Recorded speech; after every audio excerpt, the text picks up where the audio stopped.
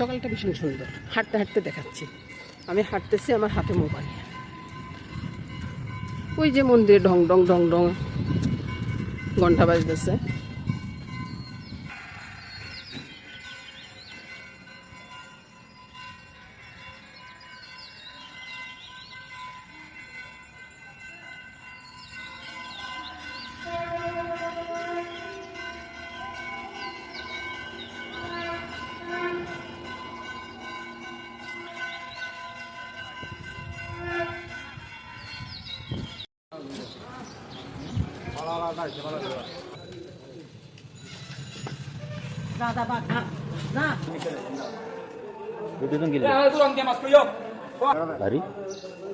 দরকার আছে তো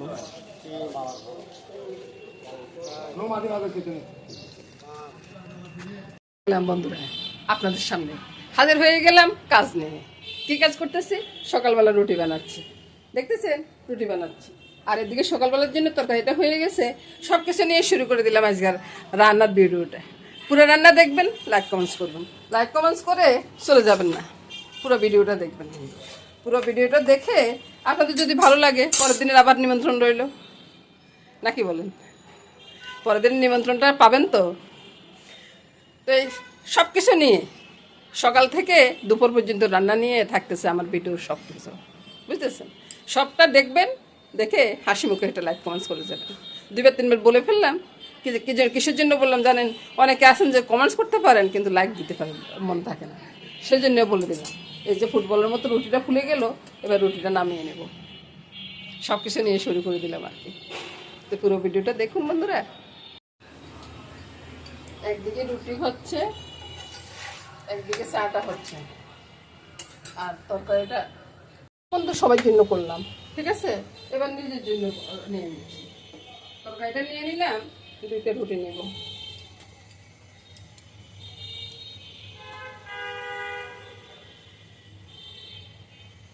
এক কাপ চা, দুইটা আম নেব।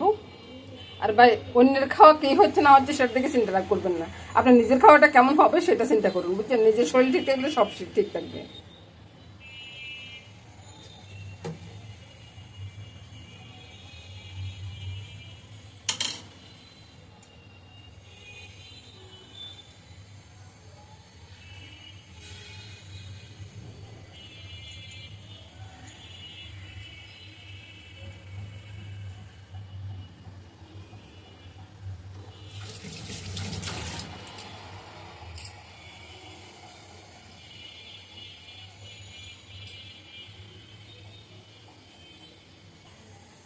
খাওয়াটা রেডি, এবার খেতে চলে যাচ্ছি।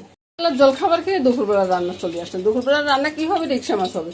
রিকশা মাছের ভিতরে নুন, হলুদ, লঙ্কা আর জিরার গুঁড়োটা দিয়ে রেখেছি। আর ডালটা হয়ে গেছে, ডালটা আমার মামনি নামিয়ে এনেছে। ডিম বাপা হবে, ডিমগুলো রেডি করে রাখছি। ডিম একটু পরে বাপা করবো। প্রথমে আমি মাছের ঝোলটা করে নিই। মাছটাকে প্রথমে ভালো করে মেখে নিব, বুঝছেন? এই মাছটা মাখার কাছে, আপনি যতটা ভালো করে মাখবেন ততই টেস্ট হবে। মাছটা মাখানো হয়ে গেছে, এবার এদিকে ফিরে যান। আজকের এই রান্নার ভিতরে কোনো ফোড়ন লাগবে না, ফোড়ন ছাড়া রান্না হবে।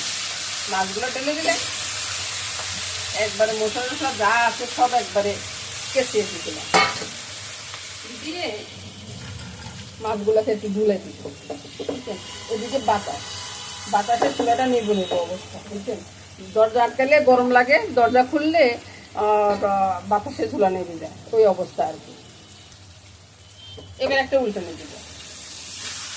সবগুলো মাছ উল্টে গেছে, এই পিঠটা কষানো হয়ে যাক, তারপরে ঝোল দেবো। এবার ঝোল দেবো। এই মাছটা কিন্তু চামেচ দিবেন না, চামেচ দিলে একবারে পুরো মাছগুলো ভেঙে যাবে, বুঝছেন? এই মাছটাতে এভাবে রান্না করতে হয়। আর তরকারি এই মাছের সাথে যায় না, দিলে একটু বেগুন বা একটু ধুন্দুল, এছাড়া অন্য কোনো তরকারি যায় না এই মাছের সাথে। আমি একটু ওই যে ঝোলের সাথে একটু মিশিয়ে দিচ্ছি। আর ঝোল বেশি রাখবেন না, ঝোল বেশি রাখলে এই মাছের টেস্টটা নষ্ট হয়ে যায়। পেঁয়াজ রসুন দিলে তো ভালোই লাগে না, আপনাদের কেমন লাগে জানাবেন। এবার চুলার আঁচটা একটু কমিয়ে দিব, ঢাকা দিয়ে রাখবো। ঢাকা দিয়ে মাছটা রান্না হওয়া অবধি অপেক্ষা করব। ডিমটা আমি এবার সামান্য একটু নুন দেবো, নুনটা বেশি দিতে যাবেন না, বেশি দিলে কিন্তু ডিমটা কড়া হয়ে যাবে, আবার ঝোলের থেকে নুনটা শুষবে, বুঝছেন। ডিমটাকে ভালো করে ফেটিয়ে রেখে দেবো।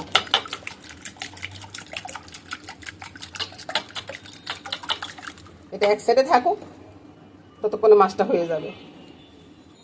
কি দেখতেছেন, পোস্ত, জিরা আর কাঁচা লঙ্কা এগুলোকে বেটে নেব, শিল্পাটায় একবারে মিক্স করে বেটে নেব। ডিমের জন্য মশলাটা দিই, বুঝছেন। এবার আমি এর সাথে স্বাদ অনুযায়ী নুনটা দেবো। আপনাদের স্বাদ অনুযায়ী আপনারা দেবেন, কিন্তু বেশি বাড়াবাড়ি দিতে পারবেন না। সামান্য একটু চিনি দিব, বুঝছেন। চিনিটা আপনারা চাইলে দিতে পারেন, না চাইলে না দিতে পারেন, সেটার উপরে কারো হাত নেই, বুঝছেন। তেলটা দিয়ে দিব, আপনারা সর্ষের তেল দিবেন, আমি সানরাইজের তেলটা দিচ্ছি। সর্ষের তেল আমি খেতে পারি না বন্ধুরা, যেহেতু বাবা হবে তো তেলটা একটু বেশি লাগবে, তাই না। একবারে ভালো করে মিশিয়ে এটাকে এক সাইডে রেখে দিব। আর এটার সাথে পাটা ধুয়ে যে জলটা আছে না, জলটাও দিয়ে দেব।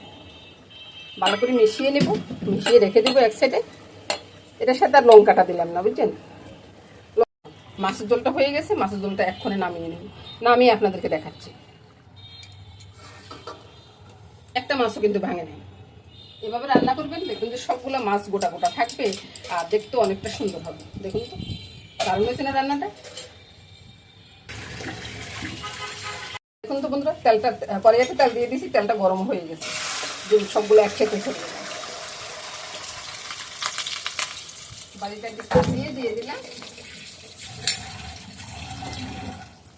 জল দিয়ে হাত ধোয়া লাগে বারবার, বুঝছেন, আপনারা কিছু মনে করবেন না। এবার বন্ধুরা, এই যে আপনারা যদি পারেন তো এরকম করে করবেন, নাহলে উল্টে দিবেন। আমার ইচ্ছে হয়েছে আমি এরকম করে করবো, আরেকজনের ইচ্ছে হবে আরেকজনের অন্যরকম করবে। এই ডিম ভাপার রেসিপিটা আমি অনেক রকমের করি। আমি একবারে ওই ডিমটাকে ভাপা দিয়ে তারপরে রান্না করিয়ে দেখাইছি বন্ধুরা, আপনারা মনে হয় এটা ভুলে গেছেন। এবার আমি আস্তে আস্তে বসে দেবো। দেখুন তো কেমন গাজল হয়ে গেছে, গাজল মানে অনেকটা বাড়ি হয়ে গেছে, বুঝছেন। আমরা নোয়াখালীর বাসাতে অনেক সময় কইয়া ফেলি আর কি, গাজল হয়ে গেছে। এবার আমি ডিমটা ভাগ ভাগ করে নেব। একটু একটু কাঁচা রয়েছে, তাতে কোনো সমস্যা হবে না। ভাগ ভাগ করার পরে আমি উল্টো পাল্টে দেবো। রান্না যে যেরকম করে, বুঝছেন, কারো রান্না খারাপ এটা আমি বলবো না, কারণ সবাই অনেকটা পরিশ্রম করে রান্না করে, বুঝছেন। অনেকে আছেন যে এর রান্না খারাপ হয়েছে, ওর রান্নার দোষ ধরতেছেন, বা এরকম দোষ ধরবেন না। সে কিন্তু তার মনের মতো করেই রান্না করতে চায়, বুঝছেন। কারো হাতে দশ ভালো, কারো হাতে দশ ভালো না, অতটুকু। বাস চুলাটা বন্ধ করে দেবো। চুলাটা বন্ধ হয়ে গেছে। একটা আমি ঢেলে নিলাম, ঢেলে নিয়ে আমি সবগুলাতে ওই মশলাটা লাগিয়ে দিচ্ছি। মশলাটা নালে কিন্তু আমি এভাবে মাখতে পারবো না, মাখতে গেলে তো ডিমটা ভেঙে যাবে, তাই না। তো আমি ঝোলও বেশি রাখবো না, সেজন্য আমি এভাবে দিয়ে দিচ্ছি। যখন একটার উপরে একটা পড়বে এমনিতে মাখানোটা হয়ে যাবে। সবগুলো দিয়ে দিলাম। এবার একটা একটা করে আমি এখানে ঢুকিয়ে দেব। ভিডিওটা অনেকটা বড় হয়ে যাচ্ছে, তাই না। এবার দেখুন, এই যে থাল ধুয়ে একটু করে জল দিলাম। জল দিয়ে আমি কড়াইটা বসিয়ে দিব। কড়াইতে একটু জল দিয়ে দেবো। তারপরে কি দিয়ে দিব, টিস্যু পেপার। তারপরে এবার এটা বসিয়ে দেবো। ঢাকনাটা কোন, ঢাকনা দিয়ে ঢেকে দিলাম। এটার উপরে আরেকটা ঢাকনা দেব। দেখলেন তো। এবার ডিম ভাপাটা হয়ে যাক, হয়ে যাওয়ার পর আপনাদেরকে দেখাবো। এবার চলে আসলাম আধা ঘন্টা পর। আধা ঘন্টা পরে এসে ঢাকাটা তুলবো। ঢাকাটা তুলে দেখবো দারুণ সুন্দর একটা ডিম ভাপা হয়ে গেছে। এটা ঢেলে নিই, তারপর আপনাদেরকে দেখাই। মামনিকে জিজ্ঞাসা করলাম ঢালবো কি না। মামনি বললো যে মা এভাবে থাকুক, এভাবে থাকলে ঢাকা দিয়ে রাখবো, ঢাকা দিয়ে রাখলে খাইতে টেস্ট লাগবে, গরম গরম থাকবে, ওই আর কি। এভাবে রেখে দিলাম। এবার দেখুন তো বন্ধুরা, কত সুন্দর একটা ডিম ভাপা হয়ে গেল। আর আপনারা চাইলে উপর থেকে একটু সর্ষের তেল ছড়িয়ে দিলেন। আমি সর্ষের তেল খেতে পারি না, আগেই বললাম, তাই আমি সর্ষের তেলটা আর দিচ্ছি না। আমার সব রান্নায় শেষ হয়ে গেছে। এদিকে ডিম ভাপাটা আছে, আর এদিকে আছে রিকশা মাছের ঝোল, জন্য মাখো মাখো একটা ঝোল, তারপরে ডাল। এটা দিক দারুণ খাওয়া হবে। তো বন্ধুরা নমস্কার। বন্ধুরা আজকের মতো টাটা বাই বাই করে আমি চলে যাচ্ছি। আগামী দিন আবার হাজির হয়ে যাব।